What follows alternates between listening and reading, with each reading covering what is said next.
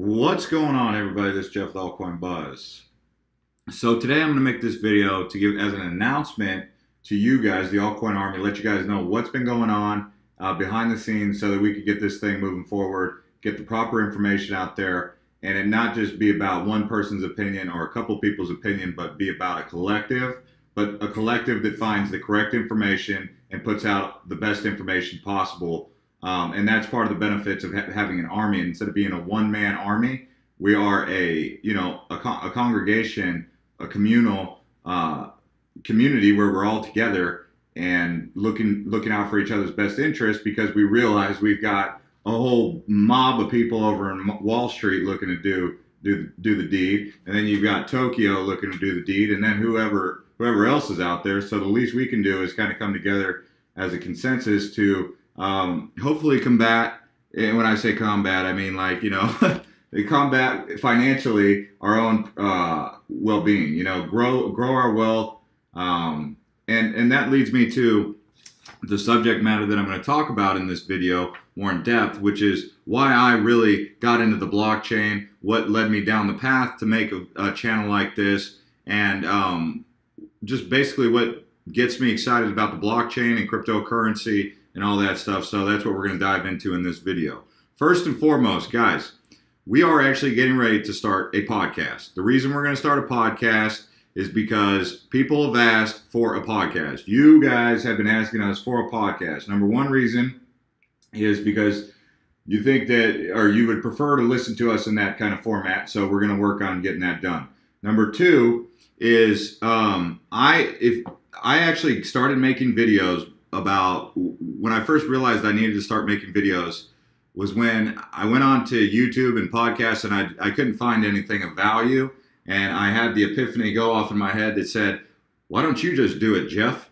I'm one of those guys that I used to always look to other people for the solutions or the answers, and then one day I just said, man, you just got to get it done yourself. Or someone said to me, they said, if you want it done right, you got to do it yourself. So once I heard that, and I kind of had a bit of frustrations with other people, I just not getting the job done or upholding their end of the agreement, I said, well, I'll just start doing things myself. So I would say if there's one thing that I'd like to make contagious among our community is don't wait for so many people to do things for you. Just get out there and do it yourself. And I'm the type of guy that I'll carry as much weight as I can. And if people want to help me carry the weight and take some of the packs off my shoulder because they see I'm carrying some packs, then that's great.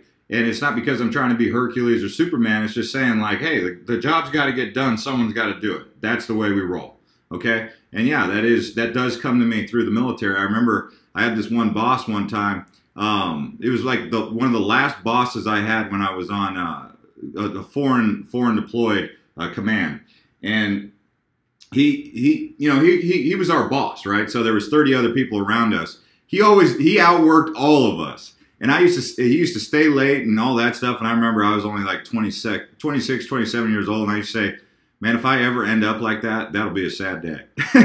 Well, I thought, because, I was like, doesn't he want to go home to his family, or doesn't he want to go party and have fun? And all he would do, he would stay late at work and he would work hard. But then when I got to my 30s, I was like, man, now it all makes sense. I like to work. I love working. Work is my passion, actually. It's like a hobby of mine. So find a hobby or find a way to make money doing your hobby, and then you found your labor of love. So that's just some advice that I put out there. But the main point is that he loved his work so much that he could outwork everybody, and it was really inspiring to me to see this guy, carry the most weight and just lead from the front and lead by example. Really, is what the phrase is. Lead by example. That's really what it comes down to. So that's what we're looking to do, is lead by example here. But let's go ahead and talk about some of the new things that are happening and why you guys should be following us on Twitter. So Twitter is where it's kind of like a place where we're able to get the most information out very quickly. That's why I encourage so many of you guys. That's why we've been building this Twitter. One month ago we had like 0. Now we have 55,000 followers. Or maybe we had like a few more than a 0, but we've really been pushing this Twitter because this is going to be like our central command post. So you've got the website, which is going to be also part of our central command post. But if you wanted to stay up to date really quickly with our podcast, YouTube channel, everything that's going on in the altcoin community, Altcoin Buzz community, Altcoin Army, if you want to call it that, will be centered around the Twitter. Now, with this podcast that we're getting ready to launch, I am going to be calling on some of you guys. We've already got, like, I think our Altcoin Army upper echelon is now at like 15, anywhere between 15 to 20, and I'm consistently interviewing and meeting new people to add to this that will be partaking in narrations on the videos and also partaking in the podcast. You met Sarah earlier. She's motivated, she's inspired, she will be getting better, and that's just the way the cookie's going to crumble there. But we won't be so quick to roll out new people until we get them introduced at least on the podcast and at least get them comfortable with things, right? So yeah, the podcast is big news. I told everyone on the team we're going to move fast with that. We're going to get that done. We're going to get that live really quickly, and we're going to have some people in the audience coming on as guest speakers. We're going to have also ICO CEOs on there. We're going to have just a whole wide variety of different information, and we're going to look to make it entertaining and worth your while when you're tuning in. And I'll probably have to be the host for the most part to make sure things are getting done in a timely fashion. So yeah, with that being said, I wanted to talk to you guys about why I actually invest in the blockchain and why I'm so big on the blockchain, and really just kind of spend a lot of time with the community on that. So number one reason is I saw it as a way to get out of debt. Not just my own debt, it's not necessarily that. It's the fact that I identified that so many millennials are stacked and stocked up on debt.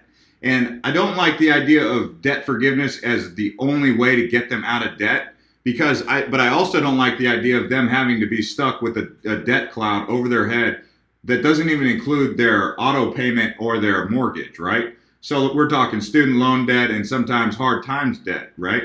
So I'm saying, I think a lot of young people out there have this debt, and I think if they're able to capitalize on this opportunity with the cryptocurrency and the blockchain, it's a way for some of these guys with high debts that are really useful to our society for them to get out of debt.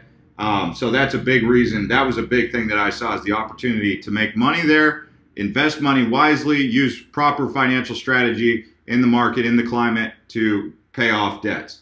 The second thing, it's like a revolution. I mean, it's like a changing of the guard. Things have been stagnant for too long. I mean, old money, nothing against old money, but old money's tired money, really. It's like you can't teach an old dog new tricks, and we need a revolution because old money is old and tired and fatigued, and they're just not getting the job done. We see it in our infrastructure. We see it in our banking institutions. We see it all across the board. Our media, it's just lacking innovation. And that's one of the big things that I also like is the innovation part. So new innovation, the revolution of new innovation. And there, as you can see, we have multiple different projects in the cryptocurrency space where you have everything from Ethereum, application developers platform, to privacy coins, to Tron, an entertainment platform, all the way on down to a new form of banking style, unbank the banks, by bringing financial inclusion to people with Omise Go. You have decentralized cloud storage with Siacoin. You have Binance Exchange, which is exchanges are similar to the way banks function, but not exactly banks. You have social media, new social media with Steemit. And you just have a whole bunch of different opportunities here. Dragon Chain, Electronium, you know about all these. You have Walton, obviously with the RFID technology coming out, supercomputers. So you even have Ethos, which is coming in as like a high caliber wallet exchange, so to speak.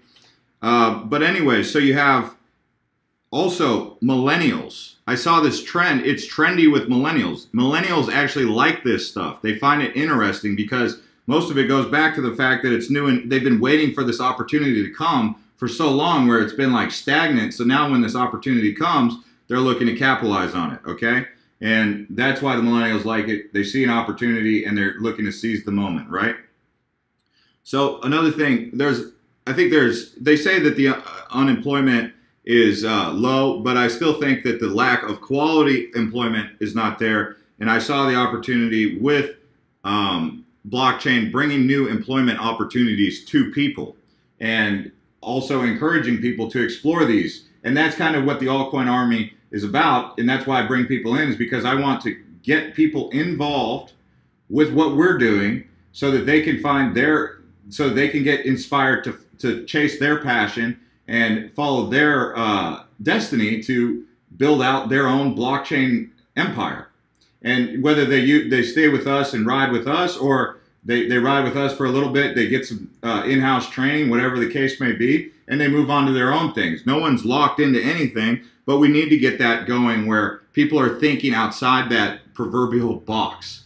I think it's good. They said, I watched this one show, they said, oh, it's good to think inside the box, because when you think inside the box, you can think about how to organize the box. But at the same time, we've got so many people who are OCDing, thinking inside the box, that they don't even know how to think outside the box. So I think both are good. You have the macro thinkers and the micro thinkers. What I mean by macro thinkers is people who see the big picture but don't necessarily have the attention to detail. Then you have the micro thinkers who have the attention to detail, but they lack the big picture vision. So I think if in our organization, we'll look to kind of pair the two, the macro and the micros, like the macroeconomics and the microeconomics together, to kind of create the whole enchilada. Obviously, you have you might even have 3 or 4 different paradigms inside those, alongside those right there. But anyway, so another thing is, I found the blockchain to be fairly eco-friendly. Especially with things like Power Ledger that are decentralized utility systems where they allow the excess solar energy that's being generated to go back into the grid. But it's not just that, it's most of the internet in general is eco-friendly. Sure, there's the argument that when you exchange one energy source for another, you're still using the same kind of energy. But at the end of the day, I don't see how you could say that we're using the blockchain to go into a new form of transportation, like away from fossil fuels.